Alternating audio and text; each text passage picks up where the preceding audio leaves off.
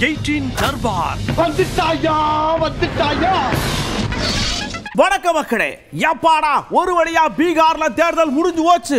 SIR அங்க என்ன செஞ்சிச்சு அப்படின்னு யோசிச்சு மண்டைய பிச்சு உட்கார்ந்துட்டு இருக்கிற நேரத்துல அதெல்லாம் வேணாயா, அடுத்து தமிழ்நாட்டில் எலெக்ஷன் இருக்கு, வாங்க அந்த ஜோலியை பார்ப்போம்னு கூப்பிட்டாங்க. அதனால ஏகப்பட்டதை எடுத்து வச்சிருக்கிறோம், பார்த்து என்ஜாய் பண்ணுங்க. நிகழ்ச்சிக்குள்ள போவோம். சம சீனுமாக்குள்ள போறோம். இன்னைக்கு குழந்தைகள் அப்படியே குதூகலமா இருக்கிறாங்க. எல்லா குழந்தைகளையும் மிட்டாய் இருக்குது, லட்டு இருக்குது. என்ன குழந்தைகளான்னு கேட்டா நேரமாமாவுக்கு பிறந்த நாளா, அதனால குழந்தைகள் தினம் கொண்டாடுறாங்களா. எங்க மிஸ் எங்களுக்கு கொடுத்தாங்க, உங்களுக்கு தரமாட்டேனேன்னு சந்தோஷமா துள்ளி குதிச்சு ஓடுது பட்டாம்பூச்சி மாதிரி.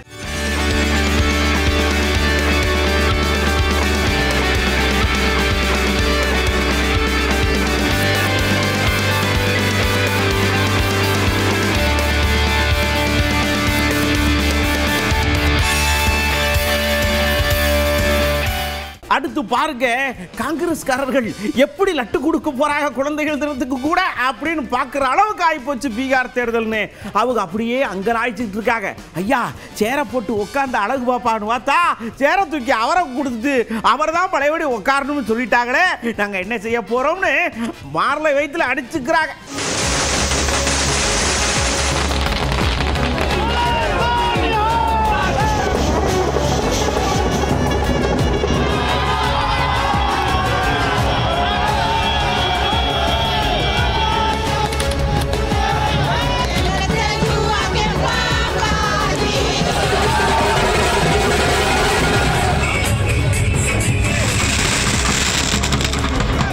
அடுத்து பாருங்க, பீகார்ல மக்கள் எல்லாம் பயங்கர கொண்டாட்டத்தில் இருக்கிறாங்க. அதாவது குறிப்பா மகளிர் இருக்கிறாங்க. என்னன்னா மகளிரை மேம்படுத்துவதற்காக அவங்க அக்கவுண்ட்ல 10,000 ரூபாயை டுமுக்குன்னு போட்டாங்கல்ல. 10,000 ரூபாய்க்கு எத்தனை செய்வர்னு பல பேருக்கு தெரியாதான். ஆனா இன்னைக்கு பார்த்துருக்கிறாங்க, கொண்டாடி தீக்காக.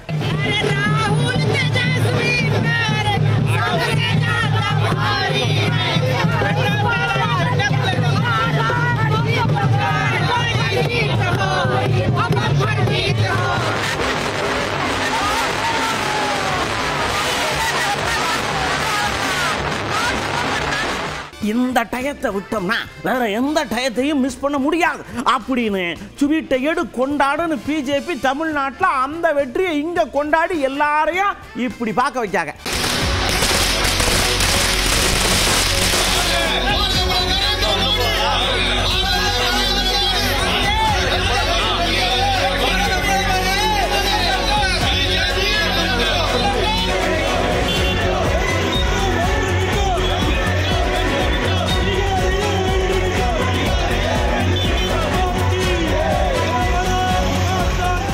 அப்படியே நம்ம உதயநிதி ஐயா போய் பிள்ளைகள்கிட்ட சொல்றாரு, புள்ளக்காடுகளா நல்லா படிங்க, படிக்கிற வயசுல படிச்சிடணும், விளையாடுற வயசுல விளையாடணும். பிள்ளைகளுக்கு பிடி பீரியட்னா அதை கடை வாங்கி பாடம் நடத்தாதே, விளையாட விடுங்க, அரசியலை நாங்க பார்த்துக்கிறோம் அப்படின்னு பொடி வச்சு பேசுறார். பள்ளிக்கல்வித்துறை அமைச்சர் அவர்களும் வந்திருக்கிறார். அவர் வச்சுக்கிட்டு ஆசிரியர் பெருமக்களுக்கு ஒரே ஒரு வேண்டுகோள், தயவு செய்து பள்ளிக்கூடங்கள்ல பிடி பீரியட தயவு செய்து கடன் வாங்கி மற்ற பீரியடை நடத்தாதீங்க. முடிஞ்சா உங்க பீரியடை கடன் கொடுத்து மாணவர்களை அதிகமாக விளையாட்டுத்துறையில் ஈடுபடுவதற்கு அவங்கள ஊக்கமளிங்க.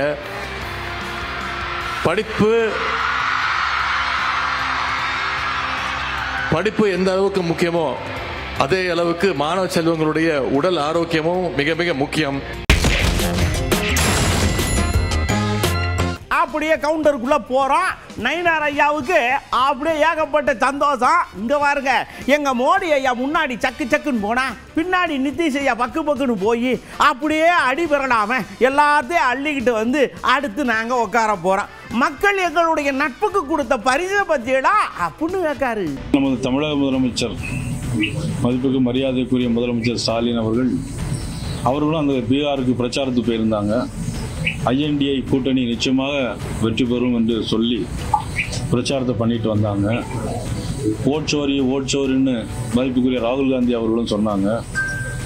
ஆனால் உண்மையிலேயே மக்கள் பாரத பிரதமர் நரேந்திர மோடி அவர்களுடைய மத்திய அரசினுடைய ஆட்சிக்கும் பீகார் மாநிலத்தில் மதிப்புக்குரிய நிதிஷ்குமார் அவர்கள் செய்த ஆட்சிக்கும் மீண்டும் ஒரு அங்கீகாரம் இவர்கள்தான் வேண்டும் என்கின்ற ஒரு அங்கீகாரத்தை தருகின்ற வகையில் இன்றைக்கு வெற்றி செய்திகள் வந்து கொண்டே இருக்கிறது. அடுத்து பாருங்க, நம்ம தமிழிசை அக்கா பயங்கரமா பொங்குறாங்க. சந்தோஷத்திலேயே நினைச்சா இல்லைங்க, 10,000 ரூபா கொடுத்தோம்னு நீங்க வாட்டுக்கு கிண்டல் பண்ணிக்கிட்டு இருக்கீங்க. எதுக்கு கொடுத்தோம்?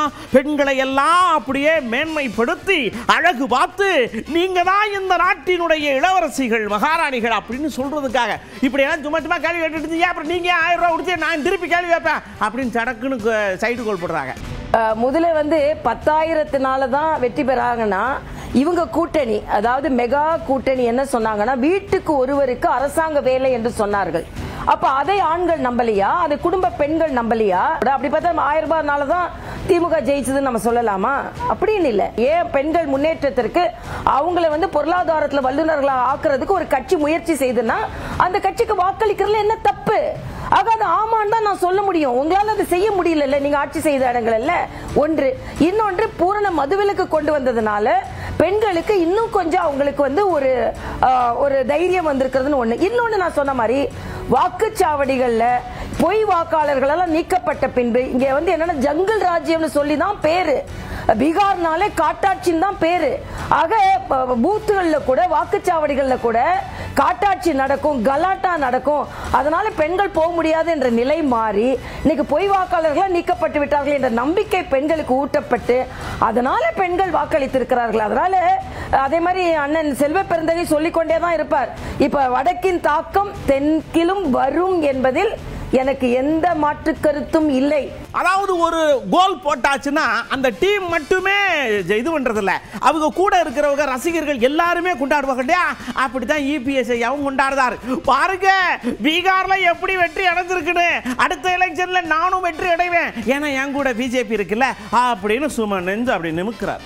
இன்றைய தினம் தேசிய ஜனநாயக கூட்டணி மிகப்பெரிய வெற்றி பெற்று சாதனை படைத்துள்ளது. இது சரித்திர சாதனை வெற்றி என்று கூட குறிப்பிடலாம்.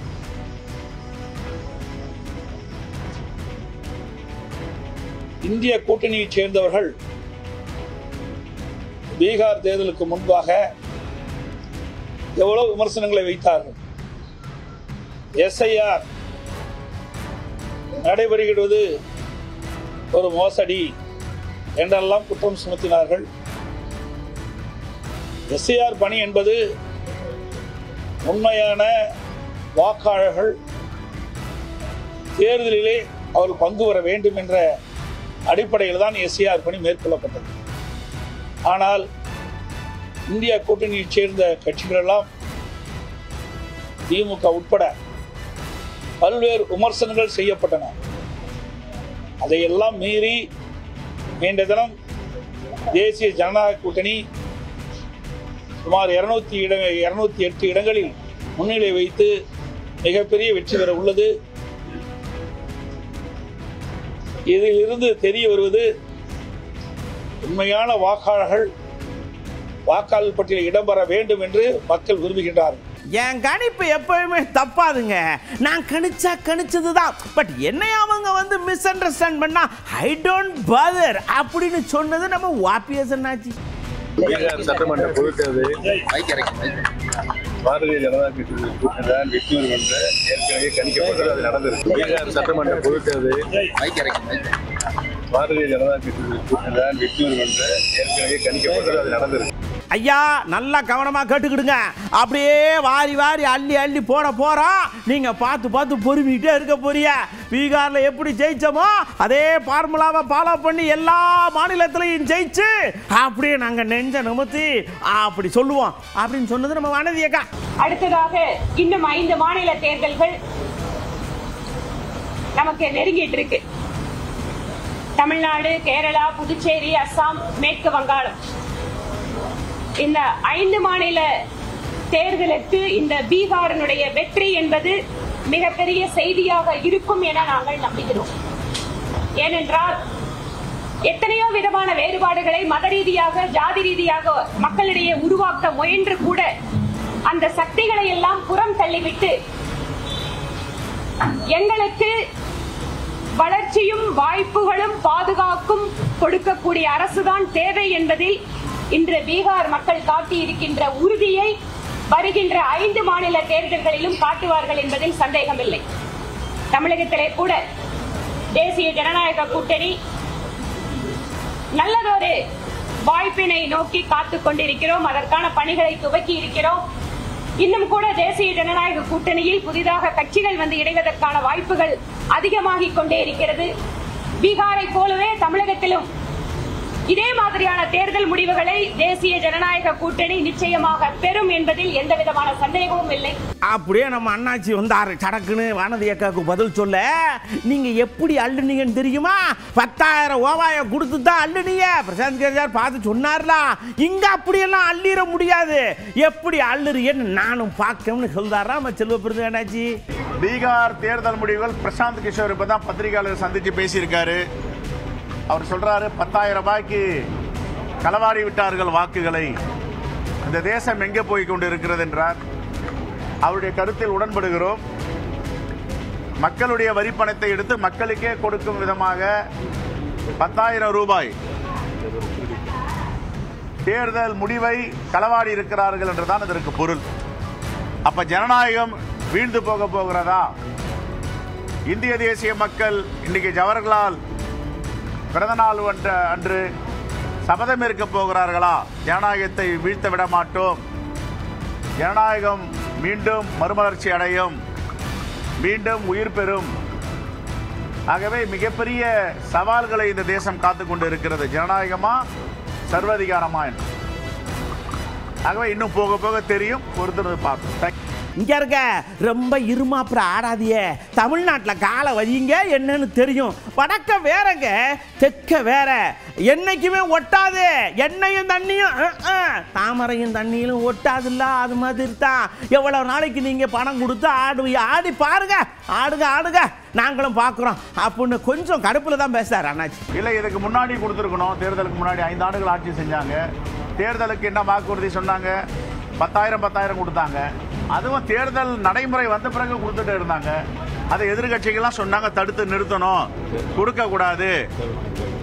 தேர்தல் ஆணையம் எதையும் காதலியே வாங்கல. அதற்கு பிறகு 2 லட்சம் ரூபாய் லோன் பெண்களுக்குன்னு ஒரு அறிவிப்பு செஞ்சாங்க. தேர்தல் ஆணையம் மௌனமாக இருக்கிறது. எவ்வளவு காலம் இப்படி இந்த தேர்தல் முடிவுகளை களவாட முடியும் என்று தான் பொறுத்திருந்து பார்க்கணும். தமிழ்நாடு வேற, பீகார் வேற. தமிழ்நாட்டிலலாம் இங்கெல்லாம் பாச்சா பிடிக்காது. தமிழ்நாடு என்பது வித்தியாசமான அணுகுமுறை உள்ள மக்கள். இப்படிப்பட்ட மதவாதத்தை, பாசிசத்தை தமிழ்நாட்டு மக்கள் ஒருபோதும் இங்கே அனுமதிக்க மாட்டார்கள். ஏற்கனவே எங்கெல்லாம் வெற்றி வாய்ப்பு எழுந்தமோ, ஆனால் தமிழ்நாட்டில் மட்டும் 100% வெற்றி வாய்ப்பை பெற்றிருக்கிறோம் கடந்த ஆண்டு தேர்தலில். அடுத்து நம்ம மார்க்சிஸ்ட் ஐயா சண்முகையா வந்தாங்க. ஐயா, உங்களுக்கு சந்தோஷமா? தேர்தல் ஆணையக்காரர்களே, உங்களுக்கு இப்ப சந்தோஷமா? 65 தூக்கி தூரம் போட்டு விட்டு உங்களுக்கு தேவையானகளை வச்சு ஜெயிச்சு விட்டு நாங்க ஜெயிச்சிட்டோம் அப்படியே பட்டாசம். என்னங்கய்யா இது பித்தலாட்டமா இருக்கு? போங்க சொல்லிட்டு துண்டை தூக்கி தோல்ல விட்டு விட்டார்லாம். 65 லட்சம் வாக்காளர்களை எஸ்ஐஆர் என்பதை பயன்படுத்தி நீக்கியதன் மூலமாக இந்த தேசிய ஜனநாயக கூட்டணியுடைய வெற்றிக்கு அது பெரிய அளவில் உதவி இருக்கிறது என்பதுதான் பீகார் தேர்தல் முடிவுகள் காட்டக்கூடிய விஷயமா இருக்கு. ஆகவே இந்த அரசியல் சாசனத்தினுடைய பிரிவு 326 18 வயது வந்த அனைவருக்கும் வாக்குரிமை என்பதுதான் சட்டம் உறுதி செய்திருக்கிறது. ஆனால் தேர்தல் ஆணையம் எவ்வளவு பேற்றை வாக்காளர் பட்டியலிருந்து நீக்க முடியுமோ நீக்குவது என்கிற முறையில் தான் எஸ்ஐஆர் என்பது பீகாரில் அமுல்படுத்தப்பட்டிருக்கு. தமிழகம் உட்பட இப்போது அறிவிக்கப்பட்டிருக்கிற மாநிலங்களுக்கு அத்தகைய ஆபத்து வந்துவிடக் கூடாது என்பதனால தான் இதை எதிர்க்கிறோம். களத்திலே எதிர்ப்பது மட்டுமல்ல, உச்சநீதிமன்றத்திலையும் வழக்கு போட்டு நாங்கள் எதிர்க்கிறோம். நிச்சயமாக எஸ்ஐஆர் என்பது ஆளுங்கட்சிக்கு சாதகமாக, தேசிய ஜனநாயக கூட்டணிக்கு சாதகமாக வேலை செய்திருக்கிறது என்பதனுடைய வெளிப்பாடு தான் இந்த தேர்தல் முடிவு. ஐயா, நாங்க கீழே நல்லா குச்சியை விட்டு கடன்னு ஆட்டி நல்லா அந்த அளவுக்கு நாங்க கிரவுண்ட் ஒர்க் பண்ணிருக்கோம். நீங்க என்னடானா மேல நின்னுக்கிட்டு அப்படின்னு மேம்போக்கா பேசினா நடக்காது. நாங்க வேலை பார்த்தது அப்படின்னு நயினார் ஐயா சொல்றார். என்னன்னா, அந்த ஆட்சியை இவங்க பேசிக்கிட்டே இருக்காங்க. எந்த ஒரு தமிழ்நாட்டில் எடுத்துக்கிட்டாலும் சரி, சிஏஏ இந்திய குடியுரிமை சட்டம், அது இஸ்லாமியர்களுக்கு எதிரான சட்டம் அப்படின்னு சொல்லிகிட்டே இருந்தாங்க. எல்லாரும் இஸ்லாமியர்கள் எல்லாம் அங்கே தான் இருக்காங்க. என்கிட்ட எல்லாரும் மாமன் மச்சான் மாப்பிள்ளைன்னு தான் பழகிட்டு இருக்கோம். யாராவது இங்கேருந்து பிறந்த மாதிரி தெரில. அப்போ முதலமைச்சர் சொன்னதெல்லாம் என்னது? போய் நீட் தேர்வை கொண்டு வந்துடுவோம் அப்படின்னு சொன்னாங்க. நீட் தேர்வை ஆட்சி பொறுப்பை ஏற்ற உடனே ரத்து செய்வோன்னு சொன்னாங்க. செஞ்சாங்களா? சொன்னது பொய். எது எடுத்தாலும் பொய்யை சொல்லியே வாழ்க்கையை ஓட்டிக்கிட்டே இருக்கக்கூடிய அது பேர் தான் கோயப்பல்சு தத்துவம் அப்படிம்பாங்க. ஒரு பொய்யை திரும்ப திரும்ப சொல்ல சொல்ல சொல்ல அது உண்மையாகிவிடுங்கிற கருத்தில் நம்பிக்கை உள்ளவங்க அவங்க. ஆனால் தமிழ்நாட்டு மக்கள் அதை நிச்சயமாக நம்ப மாட்டாங்க. அப்படியே முதல்வர் ஐயா வந்தாங்க. எஸ்ஐஆர்ல இந்த தெரிஞ்சு வச்சா இதுக்கு தாயா நான் கேஸை போட்டு என்னென்னலாமோ பண்ணலாம்னு சொல்லிட்டு பார்த்தா, சரி பின்னாடி நம்ம எதிர்கட்சி நம்ம அண்ணன் தம்பி கட்சி தானே வரும்னு பார்த்தா அவி அப்படி கூடி சுற்றி அவி ஒரு பெட்டிஷனை போட்டு அப்படிங்காங்க. எதிர்கட்சியா இருங்க ஐயா, இல்லைன்னா ஒன்றும் பண்ண முடியாதுன்னு சொல்றார். ஆனால் தமிழ்நாட்டில் ஒரு எதிர்கட்சி ஒன்று இருக்கு. அது எதிர்கட்சியாக இல்லை. இப்படியே போயிட்டு இருந்தா அவங்க எதிர்கட்சியாக மட்டும் இல்லை, உதிரி கட்சியாக கூட இருக்க முடியாத ஒரு சூழ்நிலை ஏற்படும். அதாவது தங்களுடைய கட்சியை டெல்லியில கொண்டு அடமானம் வச்சுட்டு அந்த எஸ்ஐஆர் ஆதரிக்கிற அவங்க போட்டிருக்க கண்டிஷன் எல்லாம் ஏற்றுக்கொண்டு இருக்கக்கூடிய நிலையில அவங்க அடமானம் வச்சிருக்கிறாங்க, அதை ஆதரிச்சிட்டு இருக்கிறாங்க. கூச்சமே இல்லாம எதிர்ப்பு தெரிவித்து எல்லா கட்சியும் உச்ச நீதிமன்றத்துக்கு போறோம். ஆனா இங்க எதிர்கட்சியா இருக்கக்கூடிய அதிமுக அதை ஆதரிச்சு உச்ச நீதிமன்றத்துக்கு போகிற வெட்கக்கேடு இன்றைக்கு நாட்டில் நடந்துட்டு இருக்கு. மக்களை சந்திக்க அவங்களுக்கு தெம்பு இல்லை. அதனாலதான் இந்த குறுக்கு வழியை நாடி இருக்கிறாங்க. இப்படிப்பட்ட நிலையில உங்களை எல்லாம் நான் கேட்டுக்கொள்ள விரும்புவது, தொகுதி முழுக்க ஒரு பூத்து விடாம சுற்றுச்சூழலும் அந்த கணக்கீட்டு படிவங்கள் நிரப்ப மக்களுக்கு நாமெல்லாம் உதவியாக இருக்கணும். தேர்தல் ஆணையம் நியமிச்சிருக்கக்கூடிய பிஎல்ஓக்கும் மக்களுக்கும் இடையில நம்ம BLA 2 தான் துணை நிற்கணும், உதவி பண்ணணும், ஆலோசனைகளை வழங்கணும். அதை பூர்த்தி செய்வதற்கான எல்லா வகையிலும் நீங்கள் துணை நிற்கணும் என்று நான் உங்களை எல்லாம் இந்த நேரத்தில் கேட்டுக்கிறேன். அப்படியே இபிஎஸ் ஐயா சொல்றாரு, என்ன நான் செஞ்சாலும் குத்தம் தானா, நான் ஒண்ணுமே செய்யக்கூடாதா, ஏயா இவ்வளவு போலி வாக்கு இருக்கு, நீங்க கண்டுபிடிக்க செய்யுங்கன்னு கதறனே கத்துறனே கண்ணீர் விடுறனே, அதை பத்தி கூட பேச மாட்டேங்கல. மற்றதெல்லாம் உடனே இபிஎஸ் இப்படி பண்ண, இபிஎஸ் அப்படி பண்ண, இபிஎஸ் என்னங்க இது, கொஞ்சம் நியாயம் தர்மம் வேணாமான்னு கேட்க. எப்படி அது சதி எப்படி செய்ய முடியும்? வாக்காளர் பட்டியல் போட்டால் தாக்க செய்ய முடியும். வாக்காளர் எடப்பாடி ஒரு எல்லா ஊரில் எடப்பாடின்னு வச்சுருக்கேன், ஒரு பாகம் இருக்குது, அதில் எவ்வளோ வாக்காளர் இருக்காங்க, அந்த வாக்காளர் தானே ஓட்டு பண்ண முடியும். அதில் எங்கே போய் சதி இருக்குது? அவளுக்கு பின்னாடி வந்தால் சதியும்பாங்க, ஜெயிச்சா நல்லா இருக்குமாங்க. 68 லட்சம் பேர் நீக்கல் ஏங்க ரைட்டு. 68 இப்போ நான் சென்னை மாநகராட்சியில் ஒரு தொகுதி மட்டும் சொன்னேன். ஒவ்வொரு தொகுதியிலும் 50,000 வாக்கு இருக்கு. சென்னை மாநகராட்சியில் ஒவ்வொரு சட்டமன்ற தொகுதியிலும் சுமார் 50,000 வாக்காளர்கள் இறந்தவர்கள், பல ஒரே இடத்தில் குடியிருந்து வேறு இடத்திற்கு மாறியவர்கள், இரட்டை வாக்காளர்கள், இப்படி சுமார் 50,000 வாக்கு இருக்குதுங்க. அதுக்கு தான் உதாரணமாக சொன்னேன். RK நகரில் பல முறை நாங்கள் முயற்சி செஞ்சு சம்பந்தப்பட்ட தேர்தல் அதிகாரிகள்கிட்ட அதையெல்லாம் நீக்க வேண்டும் என்று முறையாக பட்டியலிட்டு புள்ளி விவரத்தோடு கொடுத்தோம், ஆதாரத்தோடு கொடுத்தோம். நீக்கல. பிறகு நீதிமன்றம் போனோம். நீதிமன்றம் போகாட்டி தான் நீதிமன்றம் ஆணைப்பு தீர்ப்பு கொடுத்து இதையெல்லாம் அவள் கொடுக்கப்பட்டது சரியா தவறா என்று ஆய்வு செய்து நடவடிக்கை எடுக்க வேண்டும் என்று தீர்ப்பு வழங்கிய பிறகு அதை சம்பந்தப்பட்ட அதிகாரிகள் வீடு வீடாக சென்று 31,000 வாக்குகள் நீக்கப்பட்டாங்க. இன்னும் 14,000 வாக்குகள் நீக்கப்படாமல் இருக்கு. ஒரு தொகுதியிலிங்க 46 ஓட்டுனா அப்புறம் ஏன் 60,000 பேர் 60 லட்சம் பேர் வராது? அப்படியே கள்ளக்குறிச்சி பக்கத்தில் ஒரு காரும் 2 வீலரும் மோதி அப்படியே தண்ணிக்குள்ளே விழுந்து அப்புறம் 2-3 பேருக்கு அடிபட்டு அவங்கள காப்பாற்றி கொண்டு போயிருக்காங்க. இதை எதுக்கு சொல்கிறோம்னா, காரில் போறிய, இந்த பக்கம் பைக்கில் போறிய, ஏன் 2 பேரும் உங்களை போட்டின்னு நினச்சிக்கிறதையே, அதை எதுக்க வருதுல பார்க்க வேண்டியார, பார்த்துப்புட்டு ஒன்றும் பிரேக் அடி ஒரு 2 செகண்டு தானையா, அதுக்குள்ளே முன்னாடி போய் என்னத்தை தீக்க போறிய, பாகிஸ்தான் பிரச்சனையா தீக்க போறிய, இப்போ தண்ணிக்குள்ளே விழுந்துட்டிய, என்ன ஆகி போச்சு சொன்னால் கேட்க மாட்டேங்கல.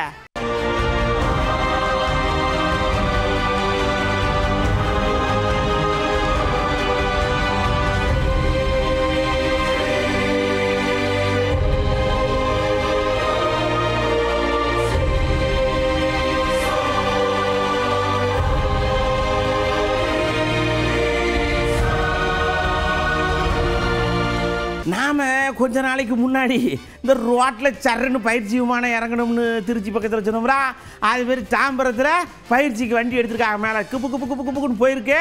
திடீர்னு கோளாறு ஆகி போச்சு. விமானி சரட்டுன்னு பேராசூட்டில் குதிச்சிட்டார்லா, வண்டி கீழே விழுந்து நொறுங்கி போச்சு. எந்த வண்டியை எடுத்தாலும் செக் பண்ணி எடுங்கன்னு எத்தனை தடவை சொல்கிறது?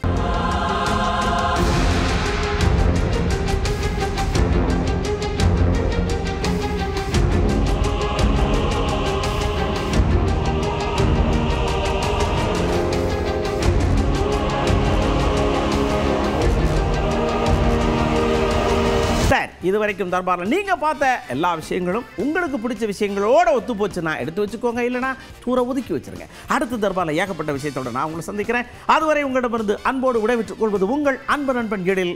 வணக்க மக்களே. 18 தர்பார் வந்துட்டாயா.